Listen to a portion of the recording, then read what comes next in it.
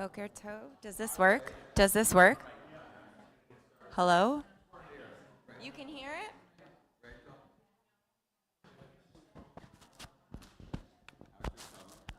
it? Yes, tonight.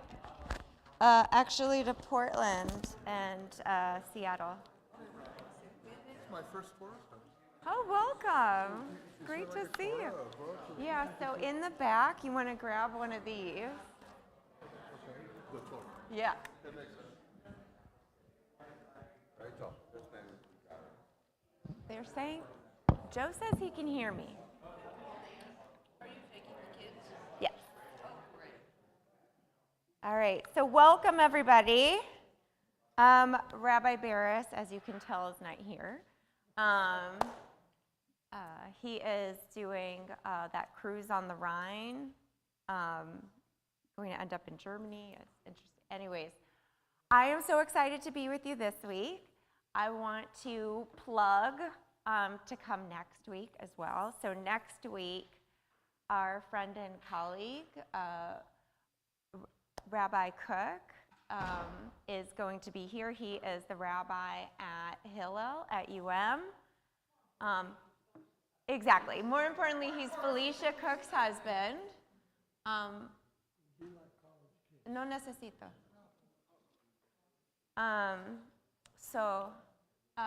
So please come and support him. He is a great person. He helps to teach classes at UM. He should be wonderful. I'm excited to be with you. It's a very dramatic Torah portion.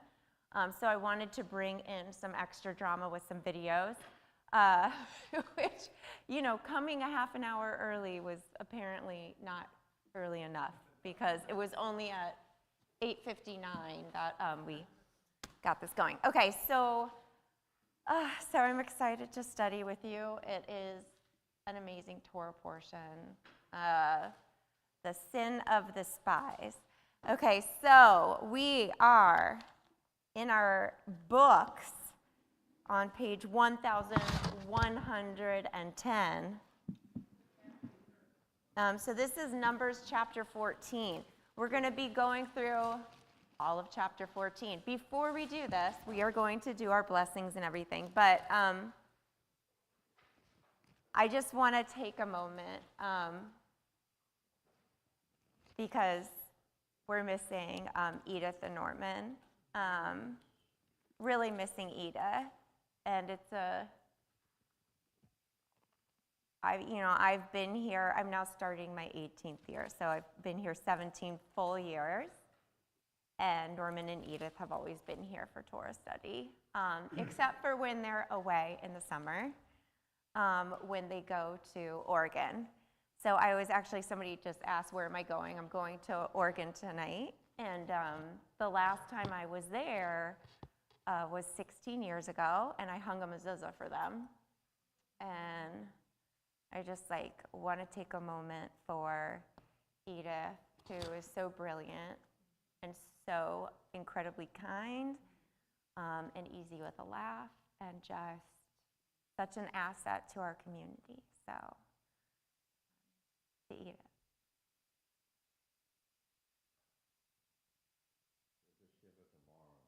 Yes, there will be Shiva here tomorrow night, starting at 5.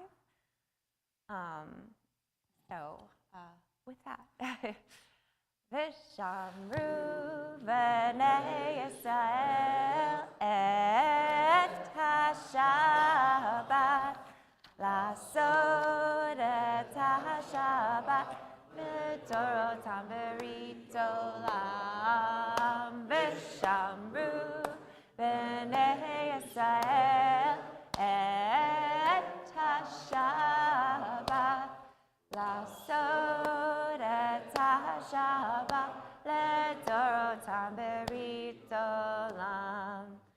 B'nei uvein b'nei Yisrael oti le'olam, oti le'olam. V'shamru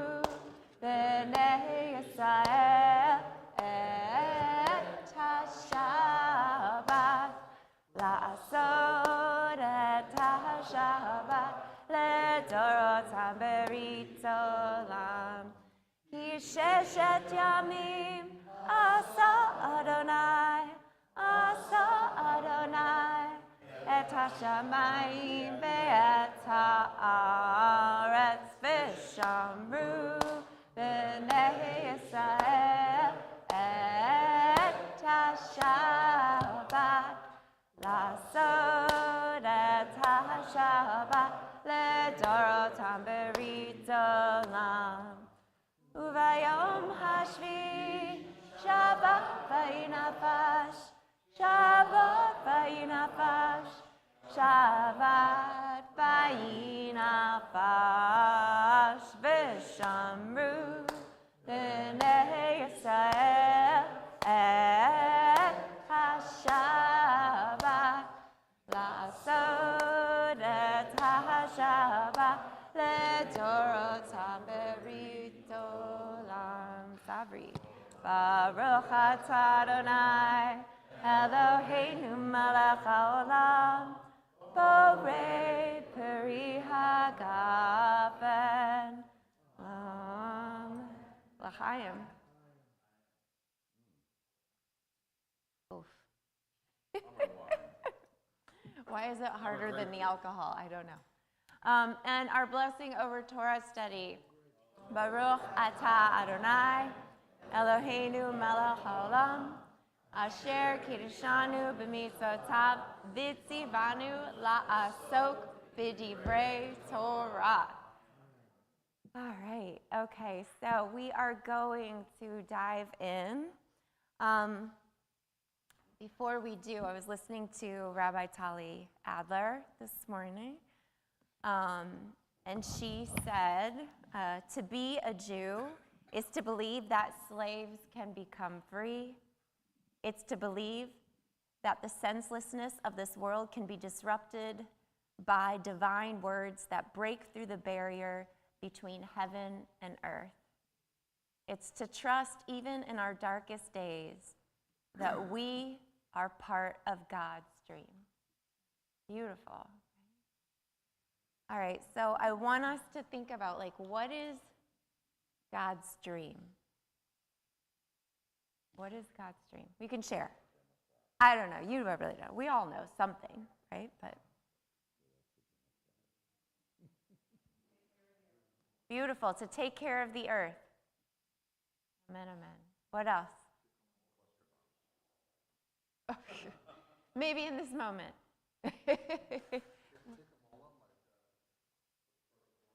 Yeah, okay, tikkun olam, perfecting the world, making it a better place.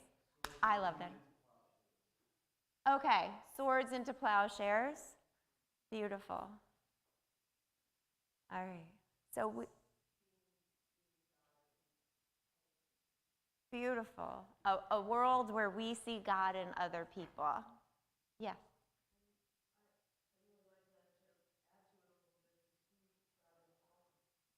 Beautiful. Okay, see God in all people. Right? Not just the people that are like us or near us or vote like us. Yes. To know that there is only one God. Okay. To know that there's only one God. Yes. That's okay. I sometimes listen to rabbis too. What does God want of man? Love, mercy, All right. Great. Micah, beautiful. Walk humbly. Do justice, love mercy, walk humbly with your God. All right. A great man. Okay. So God has this dream for our world. The Torah really helps us to outline what is that dream, what is that ideal. And the moving, right, from Exodus and slavery in Egypt towards Deuteronomy, where we're about to enter into the promised land and we get these new rules for what the society we are going to set up, we the people who have accepted Torah, how that will look the opposite of what we experienced in Egypt. We get those instructions. Do we ever do it right? No. But we try, right? There's a difference between believing in that the goal is impossible and giving up, and believing that the goal is impossible and trying to do it anyways. And that's what we do, right? Hopefully. Most of the time. Some of the time. All right, so here God had a dream for us, for our ancestors, for our ancestors who are here in Numbers chapter 14. Okay, these are the people who God had brought out of Egypt. These are the people who had stood at Mount Sinai. And these are the people who are on the cusp of entering into the promised land. Right, now, we talked about God's dream for humanity. What is God's dream for them right now? To enter the land. Enter the land and set it up. And we're going to see how this goes a little bit astray. Just in case you didn't know. Just in case you didn't know. All right. Okay, so Rabbi Adler shares that we have different names for the dream: redemption, Messiah, the world to come. But all of them at their core mean the same thing. There's a story being told through the chaos of this world, if we know how to read it. And we've been promised that the story leads to somewhere good. All right, so here we are in Numbers, and we are going to see what happens with our ancestors. Now remember, the book of Numbers maybe shouldn't even exist. Right? If everything went to plan, we would have gone from Exodus to Deuteronomy. Okay. Right, we could have skipped Leviticus too. We could have skipped two, right? A much shorter Torah. But things go astray, right? So we know at Mount Sinai, some of our ancestors built the golden calf. And we also know, right, even at Mount Sinai, God had a plan that God was going to speak all of the commandments to all of us, right? And we hear the top 10, and we go, we're going to die. Moses, why don't you be the intercessor? Go up that mountain. And then it's like, oh, Moses is taking too long. Let's take everybody's jewelry and build this golden calf. Okay, so we've gone astray before. Now we're supposed to enter the land. God has given us a plan. And, okay, so we're going to read Numbers 14, beginning with verse 1. If you have our version in the back of the plow, it's on page 1110. Whew. All right, are you going to start reading for us? Here, use the mic. There you go. The whole community broke into loud cries, and the people wept that night. All the Israelites rallied against Moses and Aaron. If only we had died in the land of Egypt. The whole community shouted at them. Or if only we might die in this wilderness. Why is the Lord taking us to that land to fall by the sword? Our wives and our children will be carried off. It would be better for us to go back to Egypt. And they said to one another, let us head back for Egypt. Okay, so pause. All right. It's good, when I got a little distracted. I should have reviewed this before. Okay, so they're about to enter the promised land. God says, right, God's going to give us this beautiful land. But what do? We ask to send spies to scout out the land. By the way, a different Torah study, which was not in this part of the Triennial cycle, would be all about who are these spies, and is that even the right translation of the word? Okay, but these are leaders from each of the tribes, right? 12 spies, right? 12 tribes. Leaders from each of the tribes go out to survey the land. They all come back saying a few things in common, okay? That the land is bountiful, it flows with milk and honey.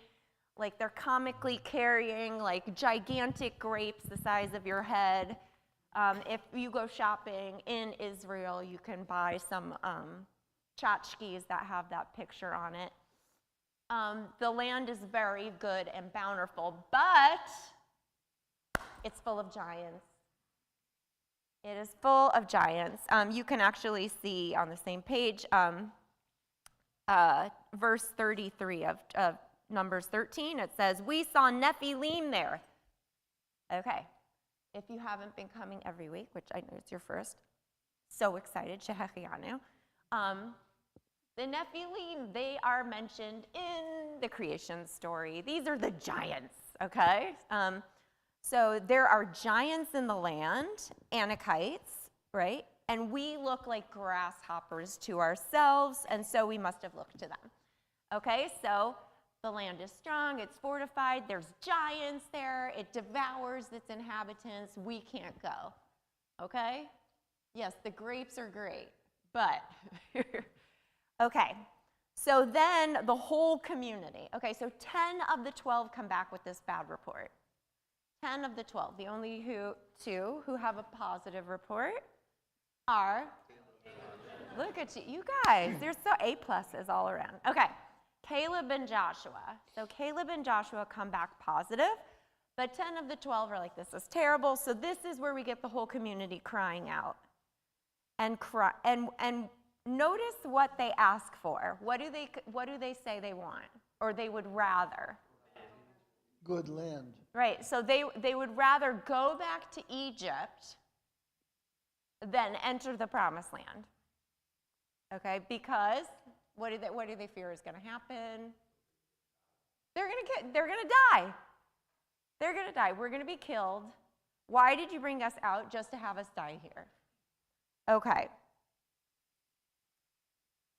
All right, so a brutal end. Okay, so I just want you to hold on to the complaint because you know what they say, be careful what you wish for. Okay. Okay, so now,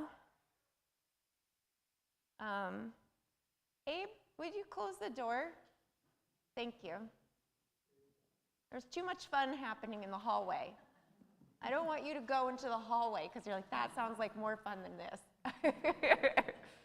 Okay. Okay, so we have the people complaining. We should go back. And now we're going to keep going. Okay, so verse 5. Wait, give...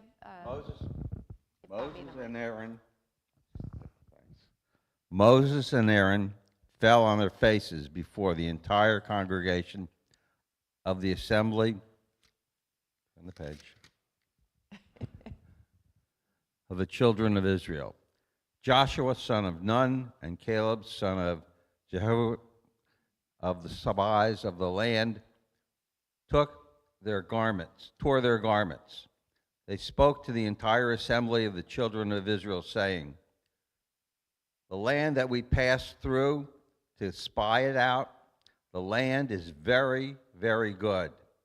If Hashem desires us, he will bring us to this land and give it to us, a land that flows with milk and honey. But do not rebel against Hashem. You should not fear the people of the land, for they are our bread. For they are our bread. Their protection has departed from them. Hashem is with us. Do not fear them."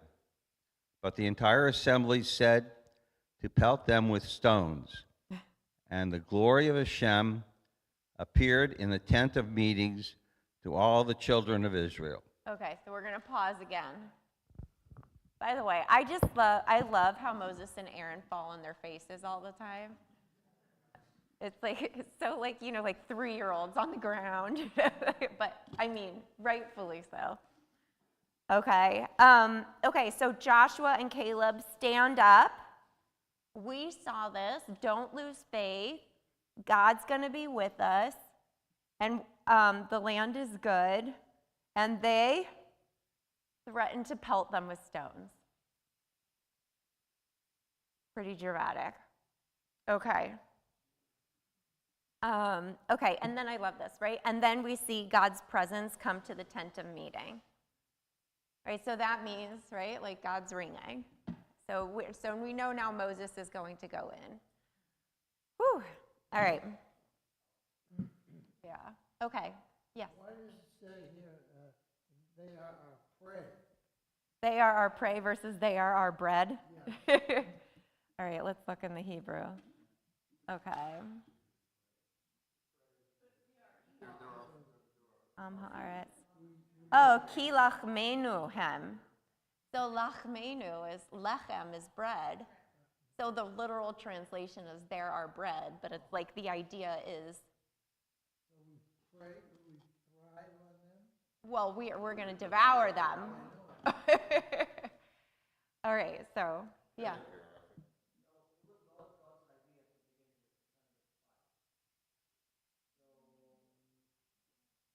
They,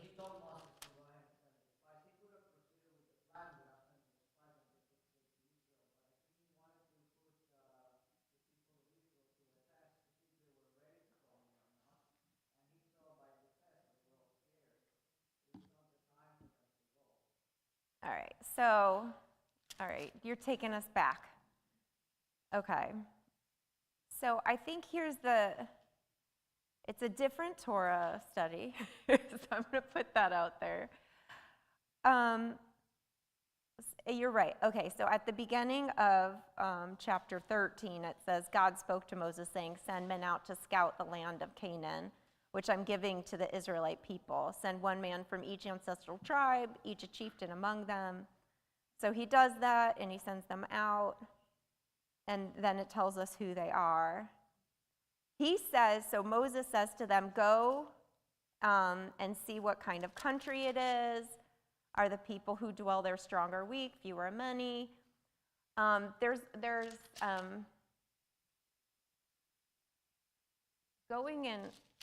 going, I think I don't want to get like too sidetracked. There are conversations about what is God asking of them and then what do they do, right? In terms of like, going to see where it is and then what Moses asks versus what they come back with in their report. And then also what does strength look like? I actually did a Torah study on this once. I think this is when Rabbi Barris leads a lot because I remember teaching once on this that when they see that it's fortified, right, that they say that they think that that's a sign of strength, but strength is actually, you don't need fortification if you're really strong, which, by the way, is so beautiful when you're talking about being in relationship, right? That vulnerability is truly a strength and not having up walls, right? Because when you have walls, it's because you're scared. So there's kind of this misperception, and there's a lack of faith. I think again and again, it's not only us learning lessons, but God learns lessons about our nature, right? When you think about the flood, and God says after the flood of Noah, right, I see that like this is the way that man's heart works. I won't flood the earth again, right? But then we get the 7 Noahide laws. We get different rules. We're allowed to eat meat, right? And then like fast forward, this keeps happening again and again, right? We didn't have God just like we didn't have Moses and there was no presence at all and we had nothing to do, and so we build a golden calf. When, God learns, we learn, but God learns, we need to be doing something. We need purpose. Let's build a mishkan. We need something to focus our attention to. Here's God's presence in the form of a cloud or a pillar of fire, right? So I think here too, maybe there was a little naivete in terms of like, go check it out. We're going to conquer them, and like realizing that scared the 10 of the 12 spies.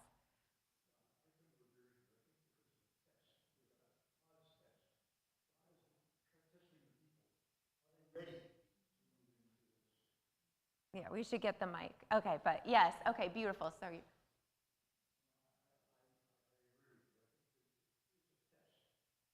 God's test. It's God's way of evaluating whether the people are ready to move into the Holy Land. Do they have sufficient belief? This is really going to be a holy land, and you can only be a holy land if they believe. And I don't know that, I think this is a testament. It shows that they were not ready.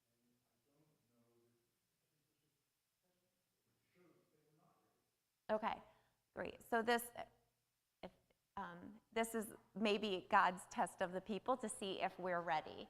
So, do we have psychologists in this? Okay, so there's also, think about who these people are, right? They've gone from being enslaved to now, right? They grew up in slavery. They were born into slavery.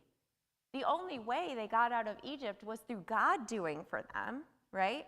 And now they're seeing this fortified city with giants, right? I mean, who knows? I always think about, right, like, you know how in different parts of the world people are very different heights? Like maybe it's just that, right? But, but people who are intimidating and they're scared, and who are we, right? Who are we to like be able to conquer this land? And so psychologically, they might not be ready for that. But that's where we're going to get to, is like how does the dream that God has for us shift? Yeah, Bobby.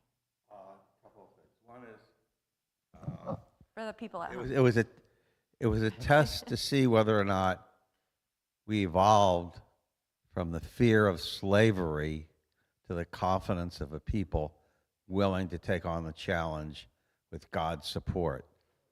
And God sent us there to see if his support alone would be enough, and it wasn't enough. It wasn't enough to convince them that they would be able to take the land and these people who lived in the land. So your imagination runs away with you when you have fear, and what they feared were people that may be a little larger, but certainly weren't giants. All right, so we're gonna keep going because I want us. I know I'm being very. Okay, we're on verse 11. And the Lord said to Moses, "How long will this people spurn me, and how long will they have no faith in me, despite all the signs that I have performed in their midst? I will strike them with pestilence and disown them, and I will make of you a nation far more numerous than thee." But Moses said to the Lord, "When the Egyptians, from whose midst you brought up these people in your might," my page is wrinkled, hear the news, they will tell it to the inhabitants of the land. Now they have heard that you, O Lord, are in the midst of this people, that you, O Lord, appear in plain sight when your cloud rests over them, and when you go before them in a pillar of cloud by day and a pillar of fire by night. If then you must slay this people to a man, the nations who have heard your fame will say, it must be because the Lord was powerless to bring that people into the land, which he had promised them on oath, that he slaughtered them in the wilderness. Therefore I pray, let my Lord's forbearance be great, as you have declared, saying, Lord, slow to anger and abounding in kindness, forgiving iniquity and transgression, yet not remitting all punishment, but visiting the iniquity of fathers upon children, upon the third and fourth generations.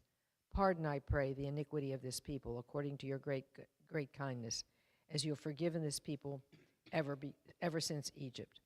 It just occurred to me, Rabbi, Yes. because I was going to say before, following up what Bobby said, it just seems like God has shown these people so many miracles, so many amazing things, that he thinks that these people would have faith in him. And yet, the people don't. There's a weakness in the humans that disappoint God, because God thinks that they're better than they are.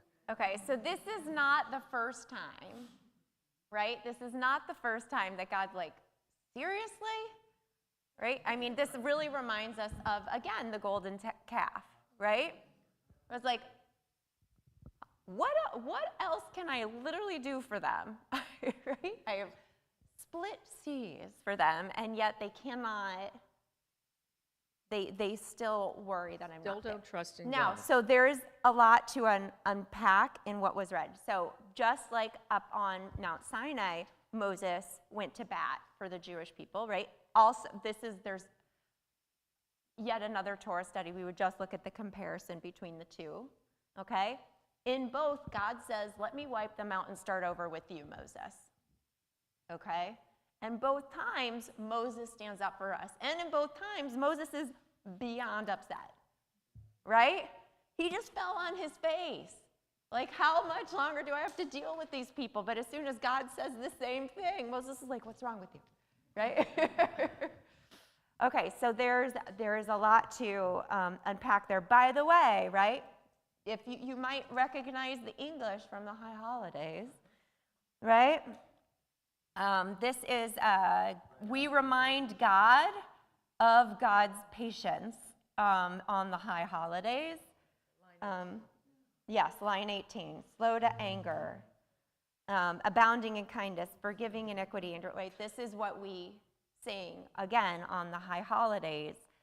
By the way, we cut it off on the high holidays before, but visiting the iniquity of the fathers on their children. We were like, not that part. So just reminding God of God's patience, acceptance, forgiveness of us.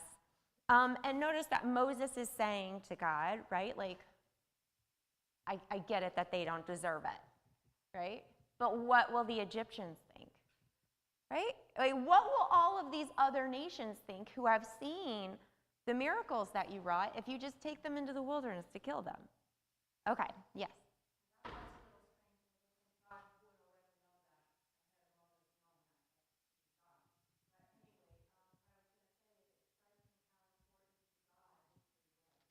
Okay, beautiful.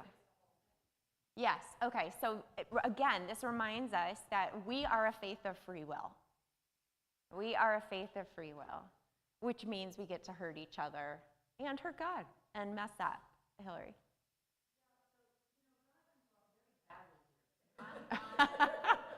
You don't say. When we say this, the Lord slow to anger and abounding in kindness, and we say that, that's garbage. I mean, he's extremely fast to anger. He wants to wipe everyone out. And then he can be swayed by this stupidity. What will people think? Who cares what people think? I mean, and God just really bites the dirt with that. I don't get it. Okay, all right, so God seems capricious and angry. Okay. So, okay, beautiful. So Eileen says maybe God is testing Moses. Maybe this is one of the other tests of Moses, right? And it is very similar to one of God's tests of Abraham, right? Which is that, when God says that God's going to get rid of Sodom and Gomorrah, one of the tests is that for Abraham to go to bat for these horrible places that God wipes off anyways, right? But God wants a kind of leader who is going to be compassionate, who is going to say, surely there has to be at least 10 righteous people in this city, right? God wants a kind of leader who is able to see God, right? As we said, like God in everyone that we look at. Could God excommunicate Hillary? Sorry? Could God excommunicate Hillary?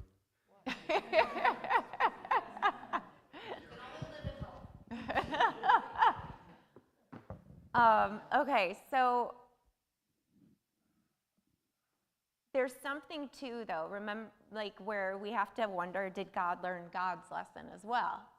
Right? God, remember Mount Sinai, right? They need purpose, if we are a people that has come from slavery, right, who, remember, was attacked by Amalek on the way, right? We haven't had a military success, right? If we were like, there's no like montage scene of us getting buff in the wilderness, right? And like training in combat. So maybe there's also that too, that how even if someone has showed us again and again that we can trust them, if we can't trust ourselves, can we ever really trust anyone? So, One other thing, it occurs to me, this sounds like a very angry parent. yes. And I see this, it's where you get angry at your child because you think you've said everything out for your kid, and then your kid does something stupid. And you get furious, and you're going to send them to their rooms forever and all kinds of crazy punishments. And then suddenly it's like, okay, well, this is going to reflect poorly on me as a parent if the child looks bad, behaves badly. But then all of a sudden you get rational and you go, okay, you still love the kid and you're still going to help the kid get through it. And that's what God does here. He pardons them. Okay, yes, God is very much like a parent. And if you are a parent like me who wonders how your children at 13 and 15 still can't put their own clothes away, but then when you send them to summer camp, they manage to do it for themselves, right? That there's something here. I still think, I think that there is something here in terms of the failure to enable us to take care of ourselves. But this next generation, right? Well, this is what we're going to see. We haven't gotten there yet. The next generation is the one are going to be able to see themselves as capable. They're going to be raised different. And when you're raised as slaves and feeling that you're inferior and unworthy and less than, how it's hard to imagine conquering giants. Did you want to? Yeah? Okay. Joe, you want to say? No? Oh, okay. Sidebar. Okay. All right, so let's get to, what time is it? Oh my gosh, everything always takes longer than I think it's going to. Okay. All right, let's go with verse 20. And the Lord said, I pardon as you have asked. Nevertheless, as I live, and as the Lord's presence fills the whole world, none of the men who have seen my presence and the signs that I have performed in Egypt and in the wilderness, and who have tried me these many times and have disobeyed me, shall see the land that I promised on oath to their fathers.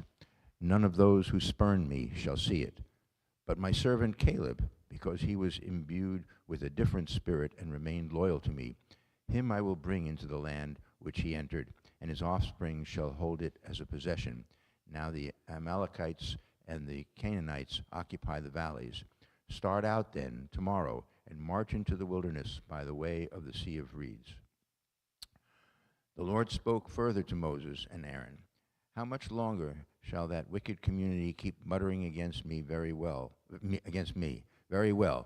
I have heeded the incessant muttering of the Israelites against me. Say to them, as I live, says the Lord, I will be to you just as you have urged me. In this very wilderness shall your carcasses drop. Of all of you who were recorded in your various lists from the age of 20 years up, you who mutter against me, not one shall enter the land in which I swore to settle you, save Caleb the son of Jephunneh and Joshua son of Nun. Your children, who you said would be carried off, these will I allow to enter. They shall know the land that you have rejected. But your carcasses shall drop in this wilderness, while your children roam the wilderness for 40 years, suffering for your faithlessness, until the last of your carcasses is down in the wilderness. You shall bear your punishment for 40 years, corresponding to the number of days, 40 days, that you scouted the land, a year for each day. Thus you shall know what it means to thwart me. I, the Lord, have spoken. Thus will I do to all that wicked band that has banded together against me in this very wilderness. They shall die to the last man. All right. Woo. Okay, so remember the famous last words, right? So just, you lost faith in me. God loses faith in that generation. And just as they were scared that they would die, they said they'd rather go back to Egypt, right? So God's like, okay, so your generation has died. And those kids that you were scared were going to be carried off, right? They are going to inherit the land. So, yes, Eileen.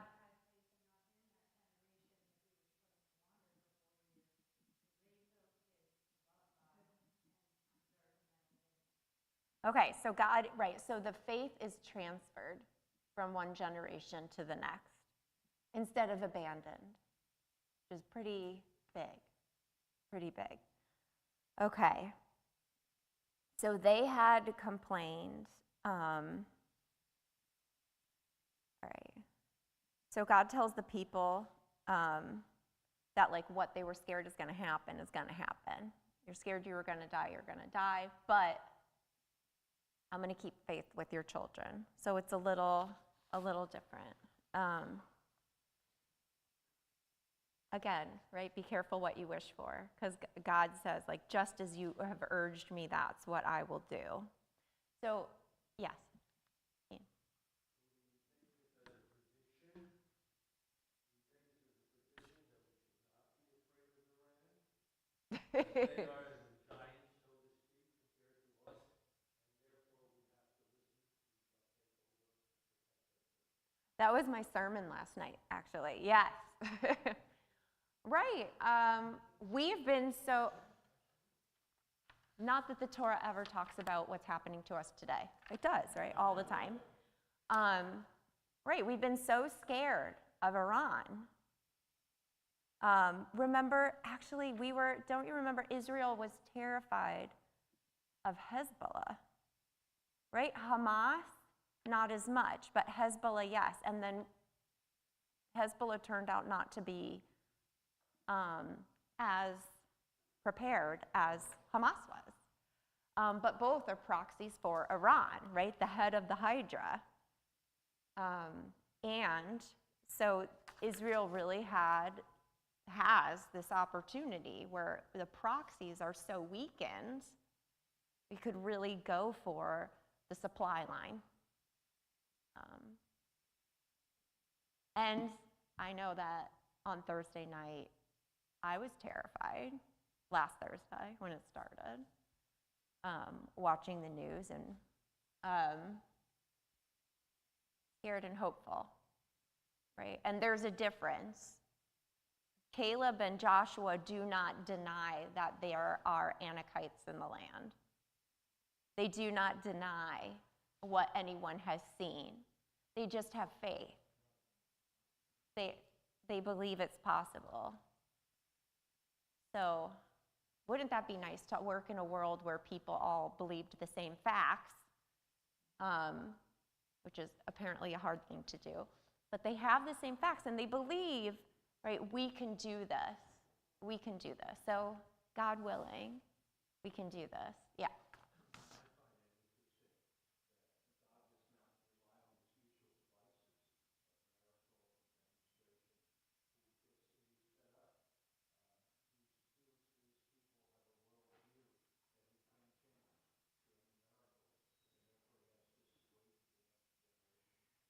So you know what's interesting? Oh, now I'm going to think about Edith again. There's this beautiful, it was her favorite reading in our prayer book. There's a reading in our prayer book, which is like, we walk around surrounded by miracles and basically oblivious to them. That's the summary of it. They are living miracles. They're being fed manna. There's a magical well that travels with them everywhere they go. God's presence literally comes down in a cloud as they're complaining. But maybe, right, they're blind to the miracles that are all around them. Yeah, Mike. Is this mic on? Yeah. Is it just quiet? Okay. So Rabbi, in my Plumish here, a woman's commentary, Yeah. there's a wonderful little footnote on what we've just been reading, and it goes, dovetails in. And it's based on verse 22 of this chapter. None of the adults, except for Joshua and Caleb, and of course the tribe of Levi, because they were not involved in this. The current generation, adult generation, will not inherit Canaan. Instead, they will perish in the wilderness according to their wish expressed earlier. But this is the important part. In essence, the wilderness becomes a vehicle for cleansing the sin of the older generation and preparing the younger Israelites to become the new inheritors of the promised land. That they are building all those things you need to be intuitive, positive, positive about yourself and your capabilities, and know that you are connected with God Beautiful. from this experience. So it's a growth thing. You know, you're making me think of like the immigrant story in general, right? Like that, you know, the first generation that comes to a country, like, right? They are not necessarily, they're not gonna, right, become president or anything, right? But they come for a promise of a better future for their kids, right? And they push their kids so much, right? So the first generation, right, they're like, whatever, like the janitors, and then the second generation goes to college, and then the third generation doesn't remember where they came from, right? That's the pattern, yeah. Going to what Nancy was saying, there is a comment in Rabbi Sachs that I enjoyed, and I think that it is a way to this, which is that freedom comes with work. It's avodah. It's like really putting the work so that those principles, the covenant, that ideal of rules becomes a reality. So the fact that they were fed manna and that they were not self-sufficient was going to almost prove that this idea of the promised land eventually wasn't going to progress, because it required them to build that and to build based on that covenant. So what I liked a lot that is also associated with this reality of today is that he talks that freedom is based not just in not being slave, but in education. So that transfer from one generation to the other was based in that Ledor Vador education and principles. And I was thinking of that about Iran, because a lot of people say, okay, is the regime going to fall? And it's just based on violence and like just removing this totalitarian regime, but it's also based on having the people there with the education to sustain that freedom. So I think that it's also crazy that this relates also to what we are seeing today in terms of the other, this giant, you know, whether we are going to achieve that freedom then too. Victor.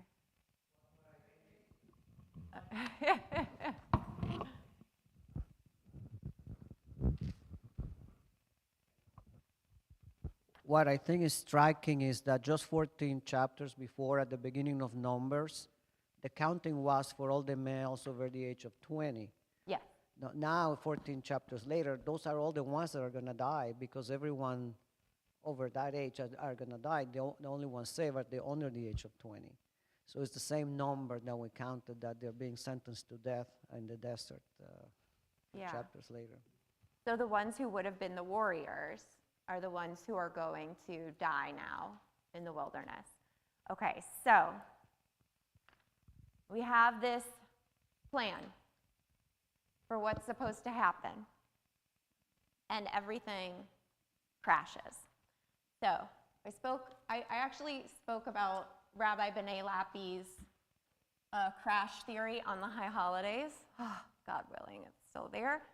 Okay, there are two different, there's a TED Talk, and this is an Eli Talk, which is like the Jewish version of a TED Talk. B'nai Lappy actually has both. I encourage you to watch both. So this is within a Jewish context, and Rabbi Lappy is talking about studying Jewish texts within the queer community. So she says, you know, what would happen if a donkey studied Talmud, right? All of the donkey stories would stick out to them, right? But she's going to present this like really amazing theory, which is called crash theory, which is referred to in other areas of study, which is that we have a master story that's trying to answer some of the big questions of life, right? why am I here? Who am I? Where do I belong, right? And that we all have these master stories that help us to function in the world. And then what happens when that master story crashes, which she says they all do. Okay, so hopefully we can all hear. Can you hear? I don't know how to turn off the volume.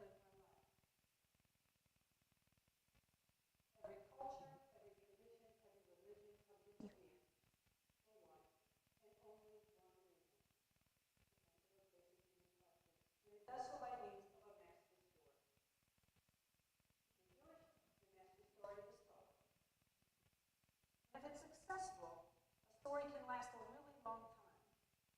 But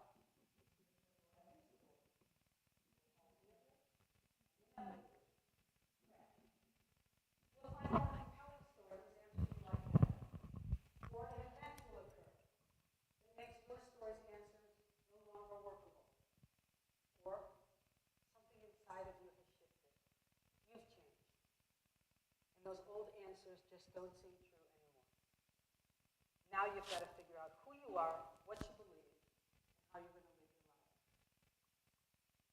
There are 3 and only 3 possible responses to any crash ever. Option 1, you can deny the crash and return to your master story and take refuge there. And you're going to build a wall around that story to shore it up and make sure that no threatening information gets in. You're going to keep all your goodies. Pay a price for that. Or you can go option 2. You can accept the crash and completely reject your master story and jump off into a new story. That's the baby with the bathwater option. And remember, every story will ultimately and inevitably crash, and this story too is going to crash, and you're going to have to jump off of it into another story and yet another, and on and on. Most people go option 1 or option 2 after any crash. Especially option 2. That's just what most people do. And if you look closely, you'll see that option 1 and option 2 are opposite sides of the same coin.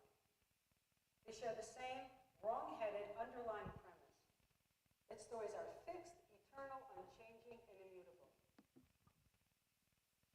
stories do crash. Okay. Okay.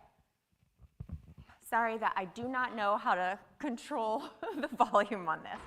Okay, so starting out, there's going to be a third option, all right? But I'm not going to share it yet. Okay, so we have a master story, right? And then it helps us to answer those big questions. It helps us to situate ourselves in the world. And then something might happen.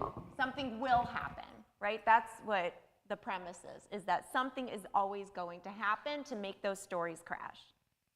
So I can think of many times where I've had this happen in my life, right? I think every child has this happen when we realize our parents aren't perfect, right?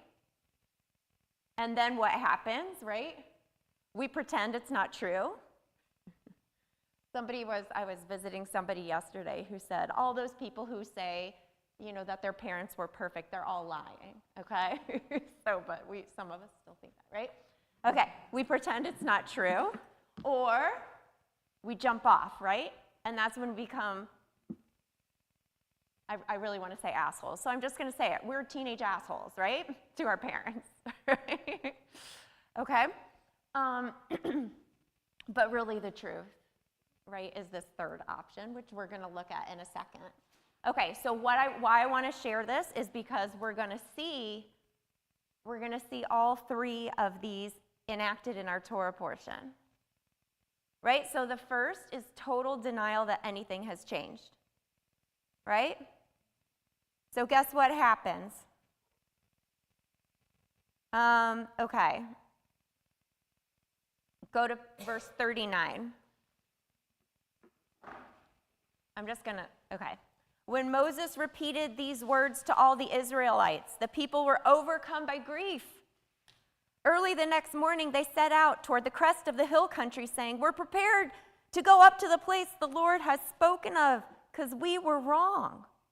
But Moses said, why do you transgress the Lord's command? This won't succeed. Don't go up, lest you be routed by your enemies. The Lord is not in your midst. Okay? For the Amalekites and Canaanites will be there to face you. You're going to fall by the sword, inasmuch as you've turned from following the Lord, and the Lord will no longer be with you. Right? So what are they saying? We're going to go to war against the people of the land. We're just going to pretend that whole thing didn't happen. That we didn't lose faith. That we didn't say we wanted to go back to Egypt. That we didn't threaten to pelt Joshua and Caleb to death.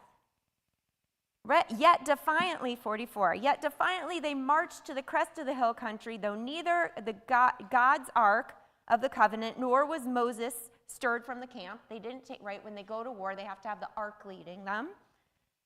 And the Anakites and the Canaanites who dwelt in that hill country came down and dealt with them a shattering blow at Hormah. So there's this whole group who pretends nothing has changed. No, God said God was going to be with us. We never lost faith. I don't know what you're talking about. And they go into the land and they're slaughtered. So they're the option one, right? My story didn't change. I'm going to deny that anything has changed. Now, guess what? There's people who follow option two. All right, there is a strange scene, which you have to wonder, why is it so close after this whole thing? It's Numbers 15:32. Okay, so for those of you in the plow, it's on 11:21. All right, so remember, this has just happened, right? Once when the Israelites were in the wilderness, they came upon a man gathering wood on Shabbat. Bum, bum, bum. Right, those who found him as he was gathering wood brought him before Moses, Aaron, and the community. He was placed in custody, for it had not been specified what should be done to him. And the Lord said to Moses, the man shall be put to death. The whole community shall pelt him with stones outside the camp. All right. This is a very strange story. It's not part of our triennial cycle. Okay, but it is right after the sin of the spies. So what is this guy doing? Breaking Torah law. The crash happened, right? This whole story of I was supposed to follow God. I was going to get to go into the promised land. Just follow the rules of the Torah, and God's always going to be gone, right? So screw it. I'm going to chop some wood on Shabbat and carry it through camp. God doesn't exist anyways. Yeah, what have I got to lose? Okay, well, he dies, but, right? So we see these two different responses right after this dream is shattered, right? Now we're going to, by the way, all right, I'm still going to do it. This is why I wanted to do Bruno Mars, is the scouts who are should have just, okay, well, here, listen to the words.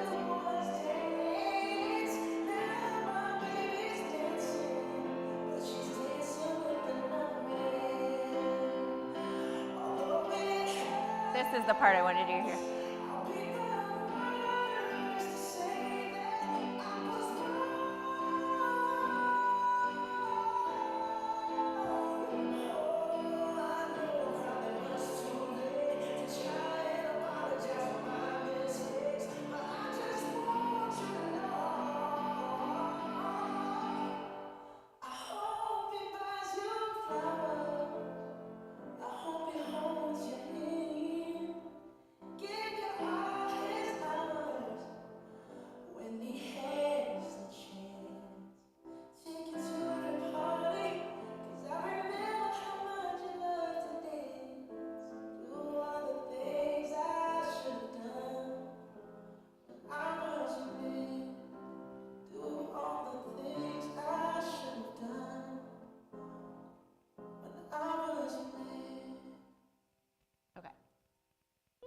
So Bruno Mars, right, he's saying, He's like the people who go into the land, even though it's too late, right? Saying like, oh, like I had you this whole time, and I knew what you wanted, but I never did those things.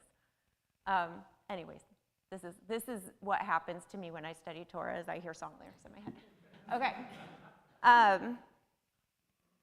All right, so like, you know, too little, too late. And then there's the abandoning altogether.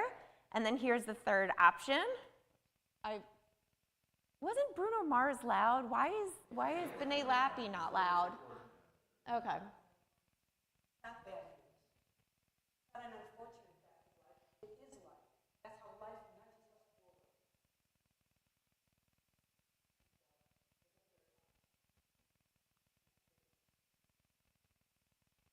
The biggest crash in Jewish history happened 2,000 years ago with the destruction of the Second Temple.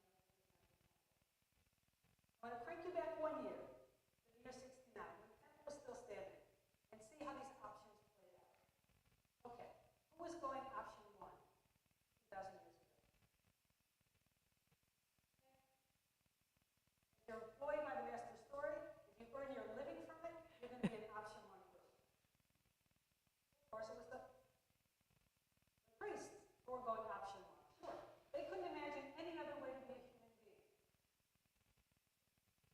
So they did whatever it would take, even fight to the death to preserve their way of being Jewish. Okay, who went option 2? Local records tell us that 90% of the Jewish people went option 2 after the destruction.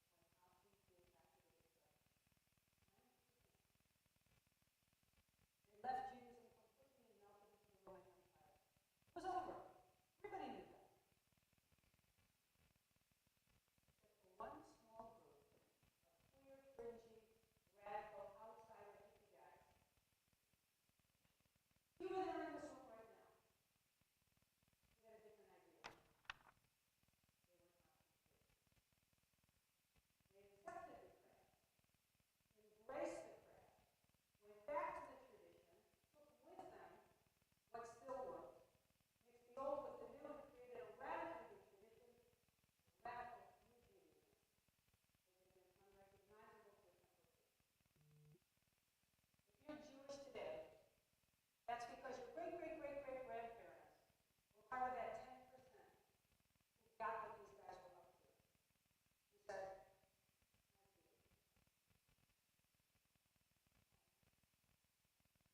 "Let's do it." Doesn't feel very Jewish to me.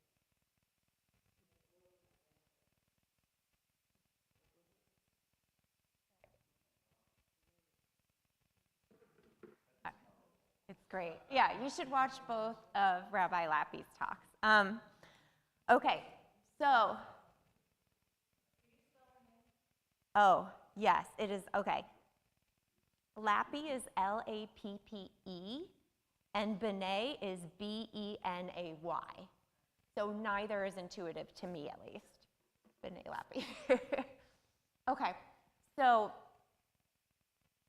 this third option, right? By the way, all Judaism practiced in the world today, whether you're Hasidic or you're, I don't know, just Jewish, right? We are all descendants of this new Judaism that is born, which is Rabbinic Judaism, which is Talmudic Judaism, right? Doesn't matter if you keep kosher or not, if you celebrate Sukkot or not. The Sukkot you're not celebrating is that version. All right, the kosher that you're not keeping is that version. Okay, so it's all Rabbinic Judaism is a result of that crash. Right? That crash is why we don't offer animal sacrifices anymore. Right? Here we have a crash in the wilderness. And just like Rabbi Lappy was saying, it's going to be a Judaism that is not recognizable to this generation, but it'll be so meaningful for our great-great-grandchildren. Right? This generation, what is so incredible about this generation in the wilderness is that they know that they're not going to make it. That promise is no longer your promise. You're not going to make it into the promised land. You're not going to see. You're not going to have independence. You're not going to build this society. You're not going to fulfill the dream that brought you out of Egypt. But your kids, that promise is there for your kids and your grandkids. And what is so incredible about that generation is that they were willing to step forward and to trudge forward and to spend 40 years in the wilderness, 40 years of insecurity, 40 years of the Leviticus and Numbers in order to get a better life for the next generation. And so while God can be very disappointed in them and we can be so frustrated by them, it's because of their faith after the crash that we are here, that there ever was a state of Israel and that there is a state of Israel today, and that we can be here studying Torah and feeling rather superior to them because that's what they wanted for us. They wanted for us something better than what they had. So on this Shabbat, let's be grateful to our ancestors. Shabbat Shalom.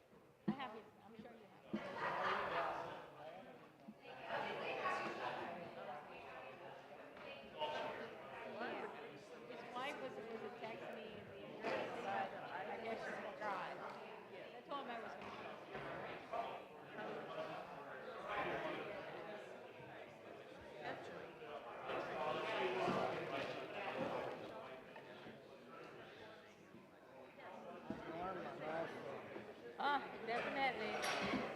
Definitely. All you can do with them right now is weep with them. Their problems. Nothing can fix that, you know? But time fixes it.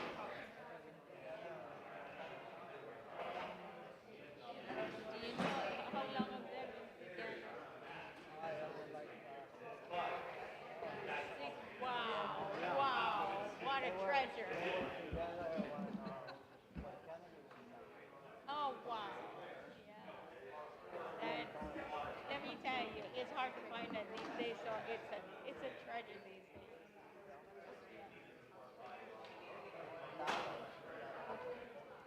I saw it. And I'm like, well, sometimes you think it's the first one. I'm like, it's like unbelievable, you know? All the Hi, Carol. How are you?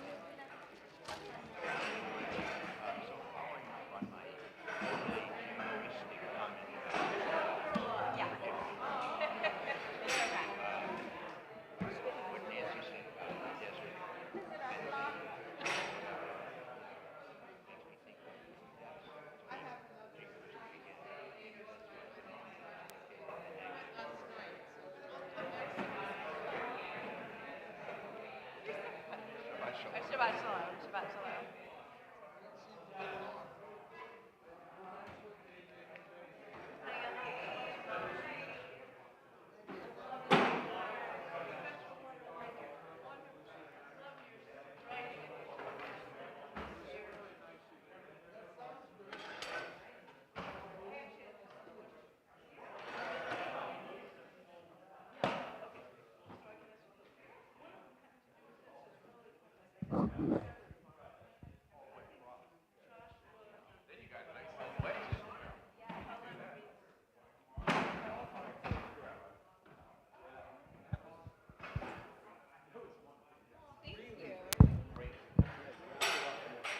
Yeah, that was fabulous. Bruno Mars. Good. Good. And I love Bruno Mars. Yeah, I did. I'm a big fan. So that's great. Oh, like it's literally, I once did a Torah study where every section was like a different The song. I like that.